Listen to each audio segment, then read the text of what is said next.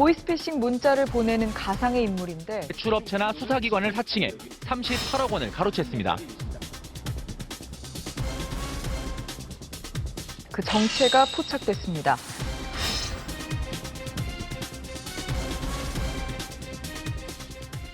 칠 년 5월에 이제 전화번호가 저한테 입수됐어요. 필리핀 마닐라에서 약 한 400km 정도 떨어진 곳에 박 씨 같은 사람이 있다. 저희가 박 씨를 검거하기 전에 포렌저스크를 확인했습니다. 그 사람들 항상 총기 중무장을 하기 때문에 필리핀 사법기관과 같이 한 2주 정도 잠복을 했습니다. 잠복해서 여기서 잡아야겠다.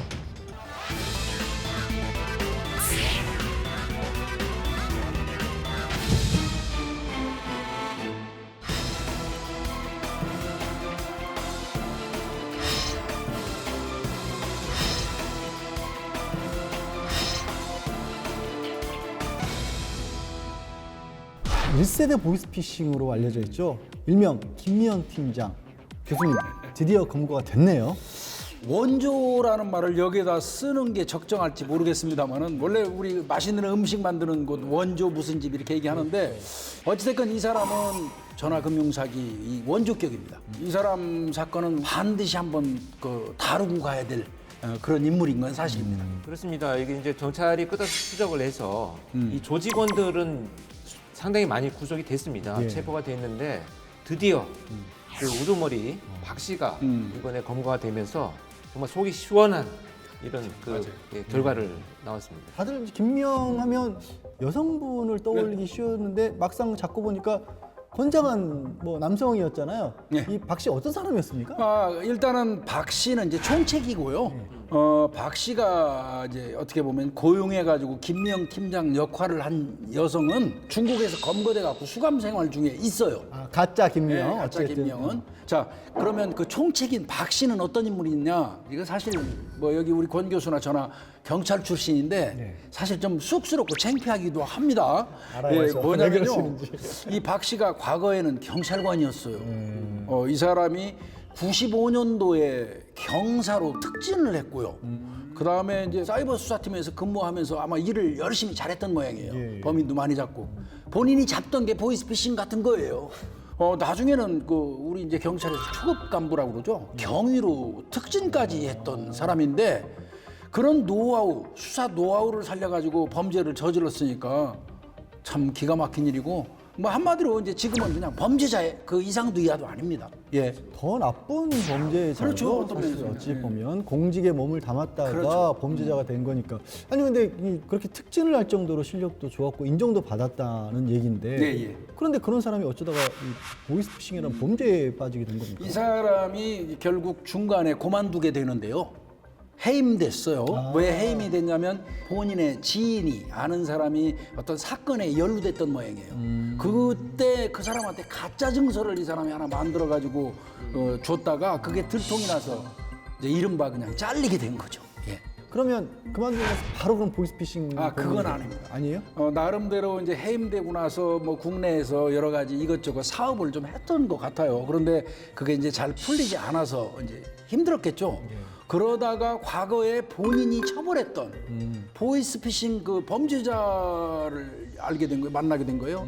그들의 제안을 받고 그 승낙을 하는 거예요. 해서는 안 될 일인데. 그래가지고 2010년경에 중국으로 건너가서 2011년경부터 이제 이른바 얘기하는 보이스피싱 사기를 전담하기 시작한 겁니다. 아니 경찰에서도 인정을 받았던 능력으로 예. 범죄에 본격적으로 뛰어든 건데 그럼 2011년부터 이 보이스피싱 범죄를 저질렀다면 예. 이 저질렀던 피해 그 건수, 피해 액수도 굉장히 많을 것 같은데. 잘 아시겠지만 김미영 팀장입니다. 전화 안 받으신 분 거의 없을 정도였었어요. 그 피해자는 한 수천 명 정도 되고요. 그다음에 피해액은 알려진 거는 80억이에요. 그러나 신고 안 하고 그냥 넘어가고 이런 것까지 따진다면 암수율이라고 그러죠. 최대로 추정해 보면 한 400억 정도 그 이상일 것이다. 이렇게 보고 있습니다. 400억을 하려면 혼자 한 건 아닐 거 아니에요. 규모가 좀 있었을 것 같은데. 거기 조직원이 한 400명 정도 됐다고. 400명. 예, 그러니까 어떻게 보면 최대 규모의 국제 금융사기 조직이라고 이렇게 볼 수 있죠. 범죄 집단이네요. 집단이죠. 예, 맞습니다. 자, 이 박 씨는요, 지금 교수님 말씀했던 걸 빌어서 말씀드리자면 사이버 범죄에 대한 지식을 이용해서 완전 범죄를 목표로 삼았던 겁니다. 지금까지 이 박 씨가 어떻게 범죄 행각을 벌여왔는지 영상으로 만나보시겠습니다.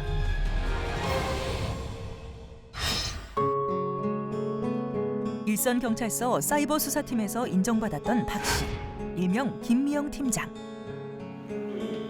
하지만 뇌물수수 혐의로 경찰에서 해임되고 그는 새로운 길을 걷는다. 선한 일을 쫓는 방향이 아닌 정반대의 삶을 선택한 박 씨. 중국으로 출국해 경찰 시절 인연이 있던 보이스피싱 전과자들과 작당 모의를 시작하는데 이게 금융권에서 대출 거부당한 20만 명이란 거지? 예, 형님.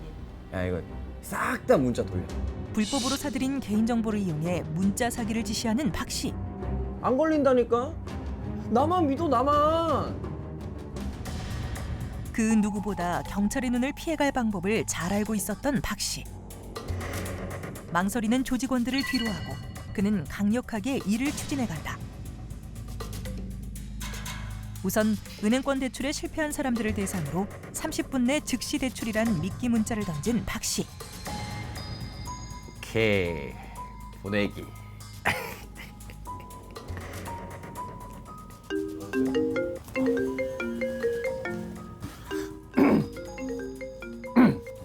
네, 안녕하세요. 콜센터입니다. 문자를 받고 대출 상담을 해오는 사람들을 대상으로 콜센터인 척 위장. 보증보험 가입비 명목으로 당당하게 돈을 요구, 갈취했다. 같은데 보증보험료 돈이 좀 필요합니다. 이게 바로 입금. 본인 성함이 어떻게 되시나요? 저는 이상호라고 하고요. 본인 담당 검사입니다. 담당 수사관님 통해서 사건 내용에 대해서 경위 설명 들으셨죠? 이해가 좀 되십니까? 김미영 팀장 역을 담당할 여직원을 고용한 이후 더 포악해진 조직.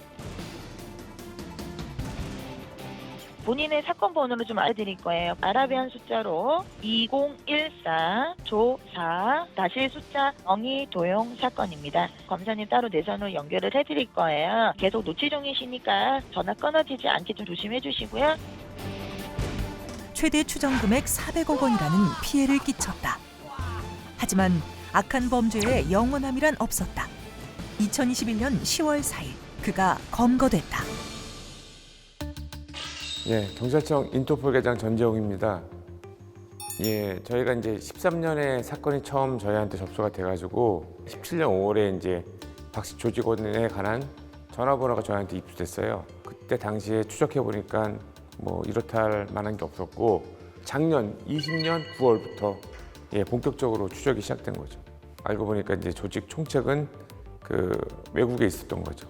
필리핀에서 박 씨 공범들을 7명을 검거를 했습니다. 그리고 결정적으로는 이제 현지에 있는 정보로부터 박 씨 같은 사람이 있다. 그래서 우선 한국 사람이 굉장히 적은 곳인데 필리핀 마닐라에서 약 한 400km 정도 떨어진 곳에 인상착의 박 씨가 매우 흡사하다.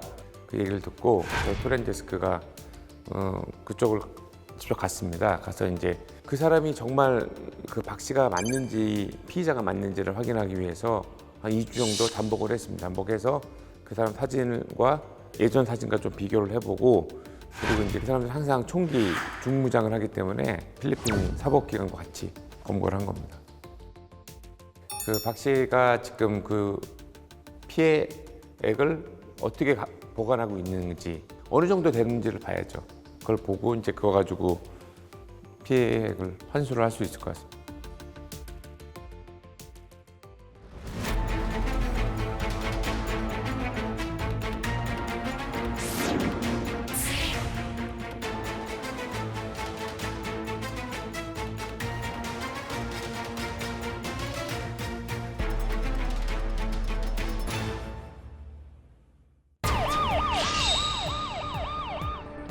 일단 저는 이 범죄에서 가장 교미화했다라고 하는 것이 뭐냐면 이제 여성 팀장을 이용했다라는 맞아요. 거예요. 왜냐하면 이 여성이 팀장이다 이런 지위를 갖고 있다라는 후광을 이용한 범죄거든요. 이렇게 해서 이제 그 임무를 만들어 놓은 다음에 불특정한 다수한테 이제 무작위로 뿌리는 거죠. 그냥 무작위로 뿌려가지고 그냥 아무나. 그렇게 뿌려가지고 이제 신용불량자 대출 가능 뭐 이런 그 문자를 보내면 내가 어떤 그 이 대출을 받을 수 있겠구나라고 희망을 갖게 됩니다. 신용불량이어도 대출 받을 수 있습니다. 이렇게 문자만 봐도 그때만 해도 획기적인 거죠. 기적이죠. 그 뭐 엄청난 기대에 차게 만드는 거죠. 그렇게 되면 아까 말씀드린 대로 분석의 단계로 넘어가는 심리적 작용이 정지돼 버리는 겁니다. 그래서 거기에 이제 집중을 하게 되죠. 또 그냥 시키는 대로 따라가게 되는 그런 상황이. 그래서 이제 피해자한테 전화를 걸고 절차상에 잘 모르는 심리를 이용하는 거죠. 그럼 이 아이디어 전부 다 아까 얘기했던 그 총책 박 씨가 생각해낸 거예요? 이제 박 씨가 직접 고안한 것으로 알려져 있습니다. 왜냐하면 아까 우리 김목준 교수님 말씀하셨듯이 자기가 수사를 해왔기 때문에 피해자들이 어떤 방식으로 접근을 했을 때 취약하다는 것을 이제 이 범인이 이제 알고 있었다는 얘기가 되겠죠. 그러니까 본인이 보이스피싱 금융 범죄를 다루던 사람이잖아요. 수사하던 사람이 어느 정도 기본이 있는 상태에서 그 다음에 이제 전문 용어, 은행 대출 관계 뭐 이런 거는 또 그 아는 사람이 필요하잖아요. 그러니까 다른 사람 도움 받아갖고 하나의 시나리오를 딱 만드는 거예요. 그러니까 거의 이제 어떻게 보면 완벽하고 주도면밀하다고 볼 수 있는 거죠. 아니 실제 금융기관 대출 과정이랑 별로 안 다르다는 얘기잖아요. 예, 그렇죠. 일단 이 조직은 저축은행인 것처럼 완전히 포장을 합니다. 연락처나 전화번호도 다 1588, 많이 쓰죠. 1588. 1666 이렇게 은행에서 많이 사용하는 이런 번호들, 콜 번호들을 경하게 이제 그 같이 사용을 했고요. 특히 그 가짜 신분증을 만드는 거예요. 그래서 그거를 의심하는 분들한테 사진을 찍어서 보내거나 팩스로 보내주는 거죠. 맞아요. 신분증을 보내주는 거예요?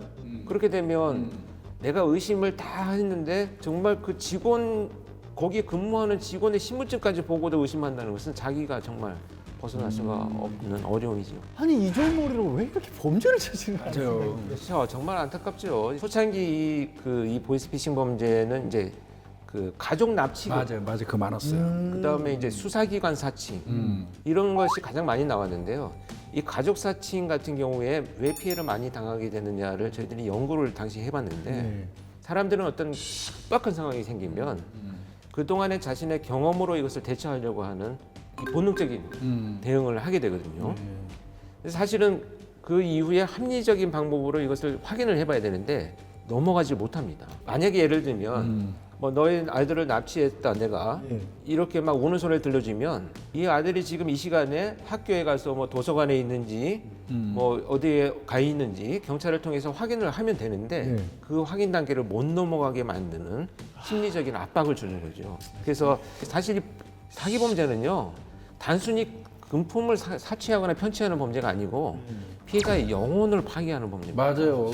당한 사람 입장에서는 얼마나 내가 이런 거에 넘어갔구나 진짜. 평생 모아놓은 내 자녀들이 나한테 준 돈 평생을 노력한 이 한 번에 이 영혼이 파괴되는 이런 범죄죠. 원조 보이스피싱 김미영 팀장은 검거에 성공을 했지만 지난 2016년부터 2019년까지 발생 건수는 계속 늘었고요. 피해액은 지난해만 7천억 원을 넘어섰다고 합니다. 날마다 19억 원씩이 빠져나갔던 겁니다. 아직도 숨어있는 보이스피싱 사기단이 많을 텐데 이 사람들에게 교수님들께서 한마디씩 해주시죠. 네, 지금 방금 인터뷰에서도 보셨듯이 검거되지 않는 사건은 없습니다. 반드시 경찰이 끝까지 추적해서 체포를 합니다. 한마디 하자면 끝까지 당신들을 추적하고 있으니 범죄를 멈춰라 이렇게 말하고 싶습니다. 네. 경찰에서는 지금 10월 12일부터요. 내년 1월 11일까지 석 달간 3개월간에 걸쳐서 전화 금융사기 범죄단체에 가담한 사람들 그 사람들 자수기간을 설정을 했어요. 가담했다고 하더라도 너무 두려워하지 말고 자수기간에 좀 자수를 하고 범죄만 멈춰주면 좋겠습니다. 네, 김미영 팀장은 10년간 우리 경찰의 정말 끊임없는 추적 끝에 검거를 했습니다. 갈수록 교묘해지는 전자금융 사기를 막기 위한 전자금융 사기 전담반 오늘 시간은 마치도록 하고요. 오늘 나눴던 얘기도 꼭 기억해 주시기 바랍니다. 저희는 다음 시간에 돌아오겠습니다. 고맙습니다.